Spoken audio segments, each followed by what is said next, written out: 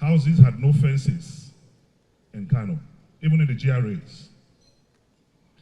What I'm trying to pull out is that the problem of this country, from the elucidation from every panelist up there, is because of the breakdown of value system.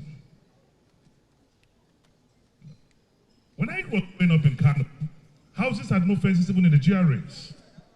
But the value system became devalued. We started building fences. Growing up as a child, the only place I see fences is either a zoo or a prison yard. Gradually, the situation deteriorated. We started having tall fences. It further deteriorated. We started having broken bottles of minerals as barriers on our fences. It further deteriorated. We started having barbed wire. Today, it is electric fence. From the wear of dogs, we now have the wear of hyena, the wear of lions, showing how the entire society have become depleted. The Holy Book says, bring up a child in the way of the Lord, and when he grows up, he will not depart from it. It is our orientation from the family unit level that has completely broken down. And this has not been, it's not an advantage, because all our curriculum from primary school to university do not support the system. If you see an American child at age 5, he can tell you about the dream of America. That's why when they are singing their national anthem when playing football, you see some of them crying. Because at a kindergarten level, you are taught nationalism. You are taught civic education. You are taught moral philosophy. So even as a child, you already know what it takes to be an American and what it takes to protect America. The only social orientation we have in our education curriculum is social studies.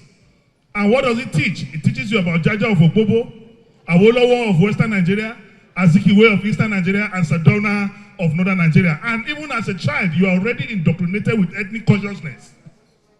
So we must go back. We cannot get it right, whether electoral, political, or economy, once we don't have the right attitude, the right values, and the right orientation. Nobody teaches you about Nigeria today. Today, history has been taken away from our curriculum in secondary school. It's no longer there. No more vocational studies. No more technical drawing. All the technical schools and colleges are down. These are primary values that we must go and resuscitate.